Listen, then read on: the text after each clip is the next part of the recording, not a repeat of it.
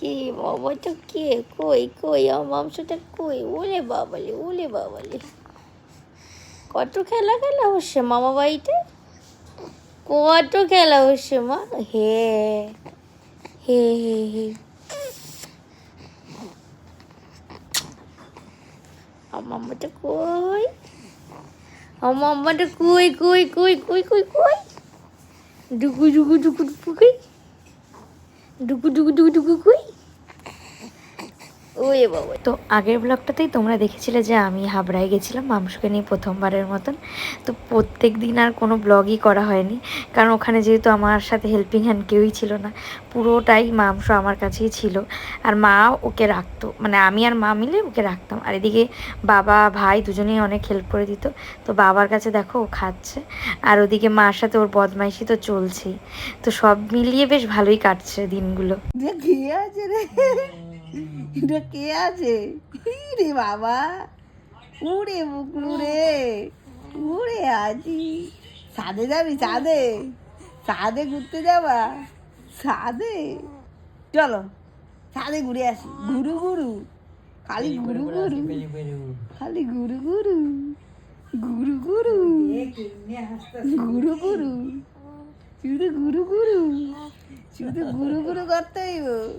হ্যাঁ, চুল দেখা যায় না একটু না। কোথায় রানী? কই রে? উড়ি বাবা রে,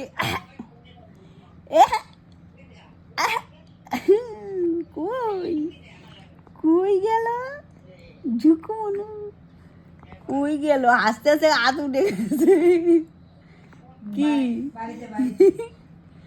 কুচু কুচু, উড়ি রে কুচু ঝুকুমনু। রাজরানী কই গেল দেখি না, লুকিয়ে থাকি লুকিয়ে থাকি। টুকি টুকি হাত উঠে গেছে। আগের থেকে ওর এখন দেখাটা বেশ ক্লিয়ার হয়ে গেছে, মানে এখন সবাইকে বেশ ভালো দেখতে পায়। আগে কি একটু আবছা দেখতে পেতো ফার্স্ট যেটা হয় আর কি বাচ্চাদের।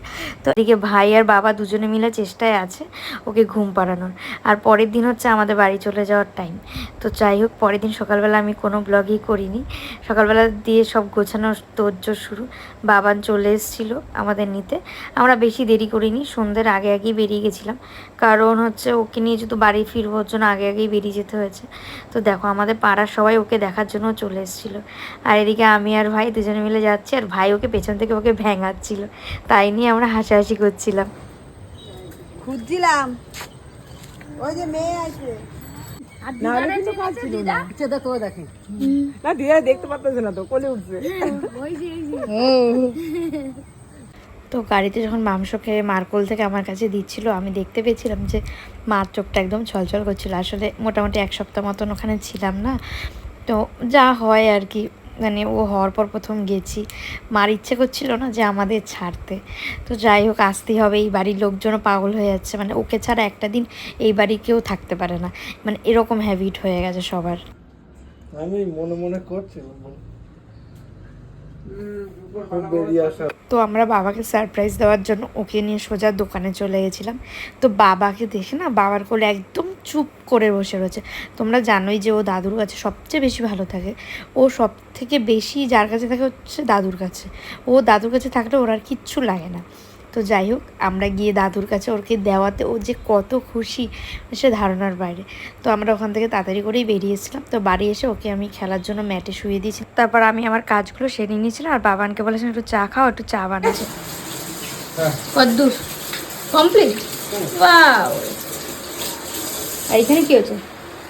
চিকেন ভর্তা। ওয়াও, জেঠিমা রান্না করছে চিকেন ভর্তা। এখানে আমার বরের বানানো চা, এখানে আপাতত চা পাতা সব পড়ে রয়েছে। এখানে চা, চা ঠান্ডা হয়ে যাবে তো, চল বলে চাটা খেয়ে বলি কেমন বানিয়েছে। ও বরাবরই ভালো বানায়, তাও দেখা যাক। আচ্ছা, আমি একটু বেশি খাই, ওই জন্য এটা আমার। আর ওখানে মামনিরটা আর ওটা নিচ্ছে, দিয়ে চা খাইছি।